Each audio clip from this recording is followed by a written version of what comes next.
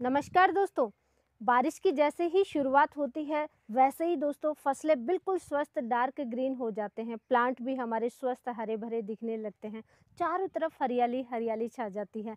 लेकिन एक बड़ी समस्या बारिश का मौसम लेकर के आता है, वो है भाई किसानों के लिए बड़ी समस्या, खरपतवार की बड़ी समस्या। खरपतवार ऐसी खरपतवार जिसको मैन्युअली कंट्रोल ही नहीं किया जा सकता। दूब घास है, मोथा घास है, गाजर घास है, पीले फूलों वाला पार्थेनियम घास है, और भी कई अलग अलग एरिया में भी अलग अलग टाइप की खरपतवार होती है जिनको कंट्रोल नहीं किया जा सकता मैन्युअली तरीके से। अगर आप कॉमर्शियली पर्पज से खेती करते हैं, भाई बेचने के लिए खेती कर रहे हैं, प्रॉफिट आपको कमाना है, तो वहाँ पे आप खरपतवार में अगर लेबर लगाओगे निकालने के लिए तो खर्चा बहुत ज़्यादा बढ़ जाएगा, किसान भाई को बचत ही नहीं आएगी। तो आसान तरीके से आप खरपतवार को कैसे कंट्रोल कर सकते हैं, आज की वीडियो में दो तरीके डिस्कस करूंगी। अगर आप ऑर्गेनिक खेती कर रहे हैं तो आपको क्या कार्य करना चाहिए, कौन सी चीज़ों का इस्तेमाल करके खरपतवार को कंट्रोल करेंगे, और अगर आप रासायनिक खेती कर रहे हैं तब आसान तरीका कौन सा है कि परमानेंट छुट्टी हो जाएगी सभी टाइप की खरपतवारों की। तो ये कंप्लीट जानकारी के लिए लास्ट तक आपको जरूर बने रहना है।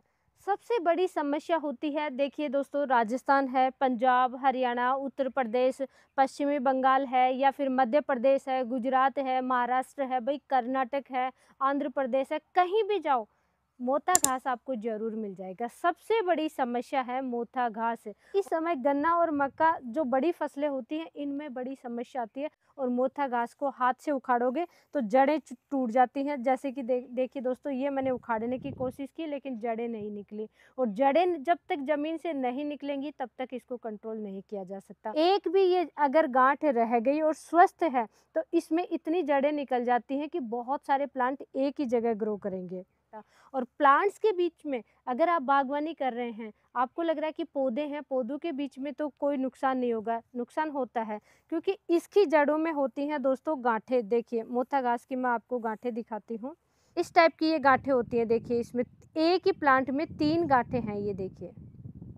और ये गांठ अब यहाँ से भी निकल रही है, इसकी जड़ें यहाँ से भी जड़ें निकल रही हैं, पीछे से भी जड़ें निकल रही हैं। ये इससे कई साइडों से जड़ें निकलती हैं। ये चूहों का ड्राई फ्रूट होता है, चूहों को बहुत लाइक है। तो जहाँ पे भी मोथा घास होगा वहाँ पे चूहों का अटैक बहुत ज़्यादा देखने को मिलेगा। चूहे होंगे तो बागवानी में, पौधों में, जड़ों में नुकसान होगा। तो आपके पास चाहे पौधे हैं, चाहे किसी भी टाइप की फसल है, आपको मोथा घास आपके खेत में नहीं होना चाहिए, कंट्रोल करना ही पड़ेगा। सेकंड जो खरपतवार बड़ी समस्या है पूरे भारत में वो है दूब घास दोस्तों। ये देखिए, और दूब घास की सबसे बड़ी विशेषता होती है जितना ये ऊपर दिखेगी ये घास, उतना ही उससे भी कहीं ज़्यादा नीचे इसकी जड़ें फैली हुई होती है मिट्टी में। तो इससे नुकसान क्या होता है कि जहाँ पे भी ये दूब घास है, मिट्टी के अंदर इसका ज़्यादा फैलाव है, तो वहाँ पे आप कोई भी फसल लगाओगे उसकी जड़ें डेवलप नहीं होती हैं। पौधों के बीच में हुआ तो पौधों की जड़ें डेवलप नहीं होती हैं, और इससे भी बड़ा नुकसान होता है। देखिए इसमें जहाँ पे भी इसके जॉइंट है, जहाँ पे भी इसकी गांठें हैं, ये देखिए अलग अलग आपको मैं दिखाऊं तो ये देखिए, अब इसका जहाँ पे भी गांठें हैं वहीं से इसका फुटाव हो गया, ये प्लांट अलग निकल गया, ये प्लांट अलग निकल गया, ये पौधा अलग निकल गया। इसको आप यहाँ से तोड़ भी दोगे तो ये एक पूरा पौधा अलग बन गया, ये एक पौधा अलग बन गया। ये बड़ा नुकसान है। दूब घास को भी मैन्युअली कंट्रोल करना मुश्किल है, और हाथों से या खुदाई कर करके निकलवा भी दोगे तब भी नेक्स्ट ईयर 1 साल के अंदर अंदर आप देखोगे कि उतनी दूब घास फिर से आपके खेत में होगी, क्योंकि इसका एक तिनका भी रह गया वही वापस जड़ें अपनी फैला लेता है। 3rd नंबर पे अपने भारत देश में सबसे बड़ी समस्या आती है दोस्तों, मेड़ों पे चारों तरफ सदाबहार ये खड़ा रहता है, ये है गाजर घास। ये देखिए सफ़ेद कलर के इसमें फूल आते हैं। उसके बाद में दोस्तों हमारे राजस्थान में ये पीले फूलों वाला घास पार्थेनियम घास होता है, इसकी बड़ी समस्या आती है। आपके यहाँ पे ये खरपतवार होती है, नहीं होती है, इसको क्या बोलते हैं कमेंट करके ज़रूर बताना। ये पीले फूल निकलते हैं और बहुत ही गंदी तीखी स्मेल आती है इसमें। और नेक्स्ट बड़ी समस्या आती है दोस्तों ये चौलाई, जंगली चौलाई इसे बोलते हैं। आपके यहाँ पे होता है, नहीं होता है, इसके बारे में भी आप ज़रूर बताना। ये देखिए इसके सीड कितने ज़्यादा बनते हैं, ये देखिए। और ये देखिए किस तरीके से इसने गुच्छेनुमा अपना पौधे का डेवलप किया है। जड़ें इसकी कितनी ज़्यादा निकली हुई हैं, कितनी गहरी और कितना मोटा इसका तना है। दूसरे प्लांट को, दूसरी फसल को तो होने ही नहीं देता है। टाइप की ये जो खरपतवार हैं, 5-6 टाइप की दोस्तों मैंने बताई हैं, जो कि हमारे आसपास खेतों में होती हैं। इन खरपतवारों का परमानेंट आप कैसे कंट्रोल कर सकते हैं, वो इस वीडियो में शेयर करूँगी। फर्स्ट तरीका है ऑर्गेनिक तरीका, क्योंकि किसान भाई अभी ऑर्गेनिक खेती करने लग गए हैं, ऑर्गेनिक के प्रति जागरूक हो रहे हैं। तो ऑर्गेनिक तरीके के लिए दोस्तों सबसे बेस्ट महीना होता है जून का महीना। जून के महीने में इसीलिए हम ये वीडियो बना रहे हैं अभी, क्योंकि दोस्तों अभी गर्मी बहुत ज़्यादा पड़ेगी कुछ समय के लिए, और आपको क्या करना है, खेत की गहरी जुताई कर देनी है। उससे क्या होगा, लेकिन जुताई में भी आपको 2 बड़ी सावधानी रखनी है।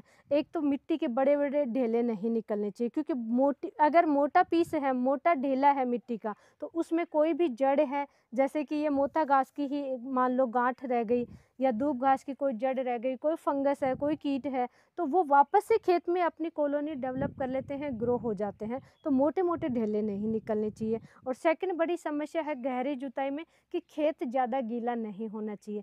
आप गहरी जुताई तो कर देंगे, लेकिन वापस नीचे बैठ जाएगी वो मिट्टी, जिसकी वजह से नीचे की साइड जो खरपतवार है वो कंट्रोल नहीं होगी। तो आपको इस तरीके से गहरी जुताई करनी है कि मोटे ढेले नहीं बने। उससे क्या होगा, जो भी खरपतवार का किसी भी टाइप का सीड है, हाई टेम्परेचर की वजह से डैमेज हो जाएगा, खराब हो जाएगा, और आपके खेत में कंट्रोल मिलेगा खरपतवार का। सेकंड सबसे बेस्ट तरीका होता है, जो गोबर की खाद डालते हैं उसमें ये खरपतवार के सीड जाते हैं। आप हरा चारा वगैरह पशुओं को खिलाते हैं, और वही खाद को आपने डिकम्पोज अच्छे से नहीं किया या उसको उपचारित नहीं किया, तो वो खेत में जाएगा, और उसकी वजह से जो गोबर की खाद में खरपतवार के सीड थे वो वापस से जर्मिनेट होंगे और ज़्यादा समस्या देखने को मिलेगी।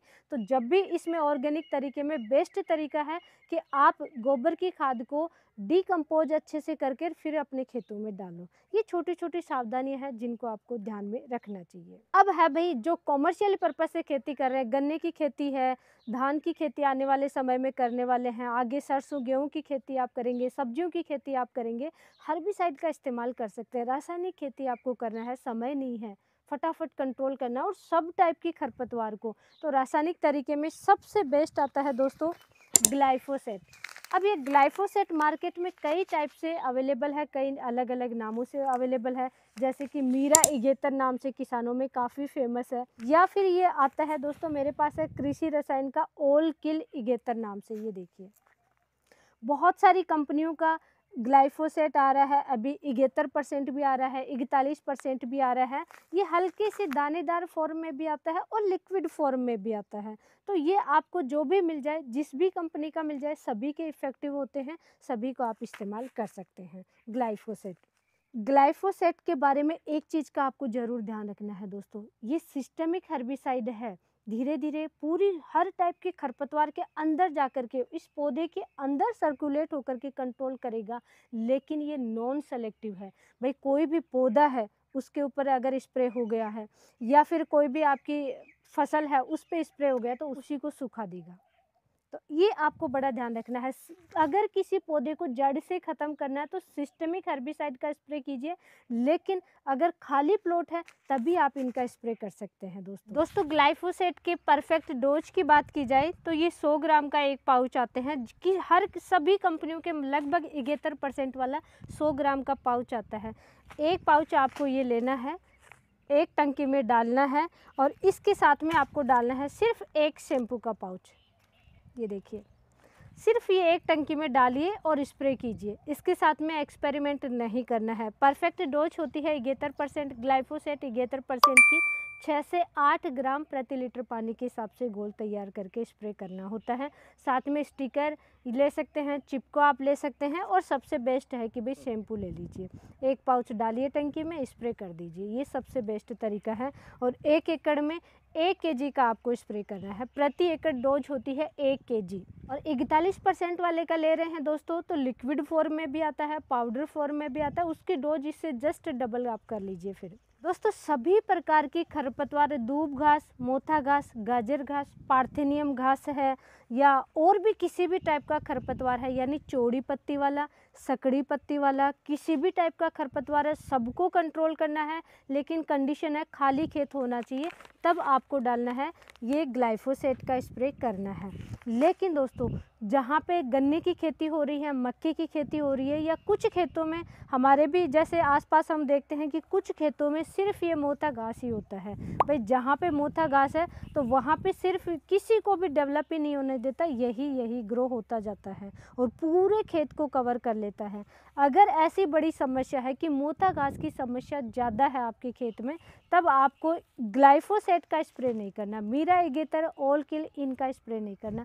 फिर इसको इफ़ेक्टिव रूप से कंट्रोल करेगा वो है दोस्तों ये सेम्प्रा। इंडिया में सिर्फ एकमात्र ये है दोस्तों सेम्प्रा, यही कंट्रोल करता है इफ़ेक्टिव रूप से मोथा घास को जड़ से ख़त्म करने में सक्षम है, सिर्फ सेम्प्रा। तो इसमें टेक्निकल कंटेंट आप देखिए, हेलोसल्फ्यूरन मिथाइल 75% WG फॉर्म में आता है ये। अब ये हेलोसल्फ्यूरन मिथाइल सेम्प्रा हर्बिसाइड है, ये इफेक्टिव रूप से मोथा घास को कैसे कंट्रोल करता है, ये टेक्निकल चीज़ आप समझिए दोस्तों। देखिए इसकी जड़ों में होती हैं गांठें। अब सिस्टेमिक हर्बिसाइड भी जब हम इस्तेमाल करेंगे तो इसकी जड़ों में ऊपर और नीचे सर्कुलेट नहीं हो पाते हैं, जैसे कि ग्लाइफोसेट भी ऊपर और नीचे बार बार सर्कुलेट नहीं हो पाता है। तो इसको क्या करेगा, ये हेलोसल्फ्यूरन मिथाइल जो कि सेम्प्रा में आता है, ये ऊपर भी जाएगा और नीचे भी जाएगा। जब तक पौधा पूरी तरीके से सूखेगा नहीं, जब तक इसमें जान है, इसमें पानी जैसे ऊपर नीचे सर्कुलेट हो रहा है, वैसे ही ये भी हेलोसल्फ्यूरन मिथाइल यानी सेम्प्रा भी ऊपर जाएगा नीचे जाएगा, ऊपर जाएगा नीचे जाएगा बार बार। जब तक पूरा नहीं सूखेगा तब तक इसमें सर्कुलेट होता है, यानी जाइलम फ्लोएम एक्शन आता है, वो सिर्फ और सिर्फ सेम्प्रा में आता है और इसलिए इस गांठ को भी ये ख़त्म करने में सक्षम है। परफेक्ट डोज की बात करेंगे, ये एक पाउच आता है दोस्तों, ये देखिए जो एक पैकेट आता है 36 ग्राम का, 36 ग्राम का आता है। ये आपको 200 लीटर 250 लीटर 1 एकड़ में जितना भी पानी लग रहा है उतना पानी लीजिए, मिक्स कीजिए और स्प्रे कर दीजिए। ये घोलना क्योंकि कम क्वांटिटी है, मात्र 36 ग्राम है, इसलिए 200 लीटर 250 लीटर जितना भी आप पानी ले रहे हैं पानी में इकट्ठा घोलना है और उस पानी को फिर आप जैसे स्प्रे पंप में डाल रहे हैं तो इसके साथ में भी एक शैम्पू का पाउच लीजिए। ये डालने के बाद में एक शैम्पू का पाउच डालिए, मिक्स कीजिए और स्प्रे पंप से स्प्रे कर दीजिए। इस तरीके से आपको करते जाना है। अब इसमें भी बड़ी सावधानी रखनी है, जो भी हर्बिसाइड मैंने डिस्कस किया है दोस्तों, सेम्प्रा है, मीरा एगेतर है या ऑल किल है, सबसे पहले तो कि खेत में नमी होना अति आवश्यक है, नमी होनी चाहिए। पानी या बारिश हुई है तो तुरंत स्प्रे कर दीजिए, नहीं तो पहले पूरे खेत में पानी दीजिए उसके बाद में स्प्रे कीजिए। और जब खाली खेत हो तो मीरा एगेतर का इनका आप स्प्रे कीजिए। मक्के की खेती करें, गन्ने की खेती करें, गन्ने की फसल भाई 11 महीने 12 महीने की फसल होती है, खरपतवार को कंट्रोल करना, मोथा घास की बड़ी समस्या आती है, तो आप मक्का है, गन्ना है, उसमें भी आप इसका इस्तेमाल कर सकते हैं क्योंकि ये सेलेक्टिव हर्बिसाइड है, सिस्टमिक है लेकिन सेलेक्टिव हर्बिसाइड है और सिर्फ मोथा घास को ये कंट्रोल करता है। अब एक बड़ी समस्या आती है, किसान भाइयों के बहुत सारे कमेंट आते हैं, हर साल मैं वीडियो बनाती हूँ क्योंकि नए नए हमारे साथ में किसान भाई जुड़ते हैं हर साल, तो इसलिए हम हर साल ये वीडियो लेकर के आते हैं। रिजल्ट आपको इसलिए नहीं मिलता है कि किसान भाई करते हैं एक्सपेरिमेंट खुद की तरफ से।